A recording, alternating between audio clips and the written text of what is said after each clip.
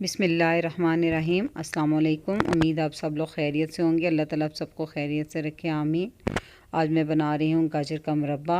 तो उसमें मैंने ली हैं 2.5 किलो गाजरें। ये साफ़ करने के बाद, छील कर मसलन साफ़ करने के बाद इसका वज़न है 2.5 किलो। और इसको मैंने इस तरह के टुकड़ों में काट लिया। तो फिर इसको अच्छे से वॉश करके तो इसको मैंने छलनी में रख दिया ताकि इसका पानी अच्छे से नुचड़ जाए। और मैंने चीनी इसमें ली है 750 ग्राम, यानी कि 3 पाव। गाजरें हमारी 2.5 किलो और चीनी 3 पाव है हमारी। अगर आप गाजर मसलन के मुरब्बा ज़्यादा बनाना चाहते हैं तो इसी मकदार को आप दुगना कर लें। और इलायची मैंने ली है 7 से 8 दाने लिए हैं, जिनका मुंह मैंने खोल लिया है। तो अब हम इसको बनाना शुरू करते हैं। तो मैं सबसे पहले एक बर्तन लूँगी। तो मैंने वही बर्तन लिया जिसमें मैंने मुरब्बा बनाना है। तो उसी में मैंने ये गाजरें डाल दी हैं।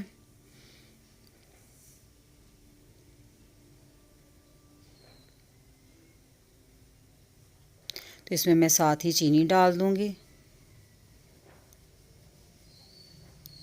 और साथ ही मैं इसमें इलायचियाँ भी शामिल कर दूँगी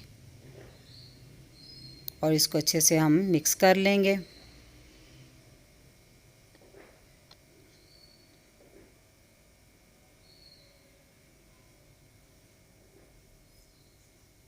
अच्छे से मिक्स करने के बाद मैं इसको सारी रात मसलन के रख छोड़ूंगी।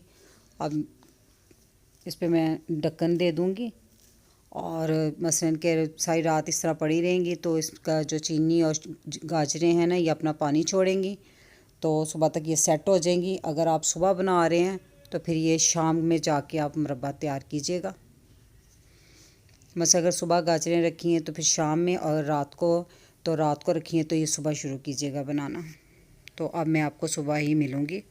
अगर आपने मेरा चैनल अभी तक सब्सक्राइब नहीं किया तो रेड बटन को दबाएं और साथ घंटी के निशान को दबाना मत भूलें ताकि मेरी हर नई वीडियो सबसे पहले आप तक पहुंचे। अस्सलाम वालेकुम। तो अब सुबह हो गई है। तो रात को मैंने चीनी डालकर गाजरें रखी थी, उन्होंने देखें, आप देख सकते होंगे कितना पानी छोड़ दिया है। तो अब हम इसको पकाना शुरू करेंगे।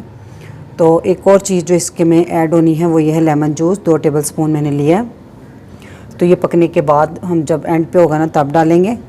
गाजरों को मैंने चूल्हे पे पकने के लिए रख दिया है। इस टाइम मैंने आंच थोड़ी सी तेज़ रखी हुई है। हमने उस वक्त तक इसको पकाना है जब तक कि गाजरें इसमें अच्छे से गल ना जाएं और इसमें जो चीनी का इजाफी पानी है वो भी खुश्क हो जाए और थोड़ा सा गाढ़ा सा शीरा बन जाए। अब देखें गाजरें उबलना शुरू हो गई है ना। तो अब मैं इसमें इसकी मसलन के चूल्हे की जो आंच है ना वो हल्की कर दूंगी, मसलन के दरमियानी, बहुत हल्की नहीं करनी, क्योंकि हमने शीरे में जो पानी है वो खुश्क करना है। बहुत ज़्यादा टाइम नहीं लगेगा, जल्दी हो जाता है ये। आप इस तरह से इसको बनाएंगे ना तो ये बाज़ार से ज़्यादा मज़ेदार लगता है।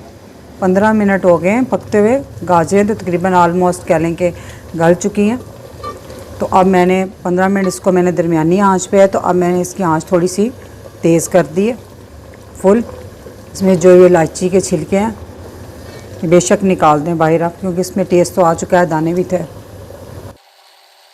अब मैं इसको मज़ीद मसलन के फुल आंच पे पकाऊंगी और दरमियान में चम्मच हिलाते रहना। गाजर का मुरब्बा बनकर तैयार है। तो ये देखें गाजरें भी पक गई हैं, गल गई हैं और इसका शीरा भी है इसमें, लेकिन इतना हमने रखना है। इसको ज़्यादा गाढ़ा करेंगे तो वो जम जाएगा। तो अब हम इसमें एंड पे लेमन जूस डाल देंगे।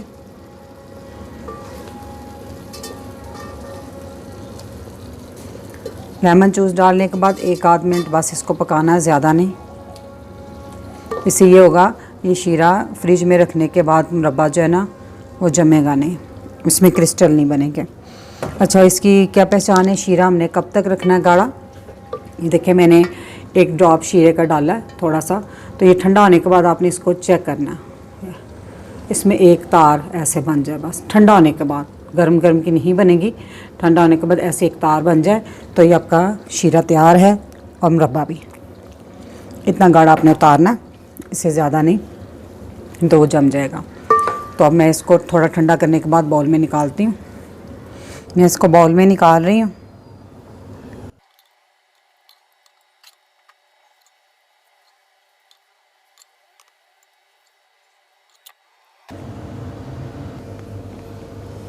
मज़ेदार गाजर का मुरब्बा बनकर तैयार है। ये देखिए एक पीस मैंने निकाला है, तो इसको देखिए चेक किया, बहुत सॉफ्ट और टेस्टी, बहुत मज़े का बना। आप इस मुरब्बे को ना फ्रिज में 3 से 4 माह तक रख कर खा सकते हैं। बस इस बात का ख़ास ख्याल रखना है आपने, इसमें पानी वाला चम्मच, बस गीला चम्मच और जूठा चम्मच बिल्कुल नहीं लगाना। बिल्कुल साफ़ और खुश्क चम्मच से इसको निकालना है थोड़ा सा और यूज़ करना है, तो इससे आप देर तक फ्रिज में रख कर खा सकते हैं। तो मेरी अगर आपको ये रेसिपी अच्छी लगी है तो मेरी वीडियो को लाइक करें, शेयर करें और मेरे चैनल को सब्सक्राइब करें। अब इजाज़त चाहूँगी, अल्लाह ताला आप सबको खुश रखे और मुझे अपनी दुआ में याद रखिएगा। अल्लाह हाफ़िज़।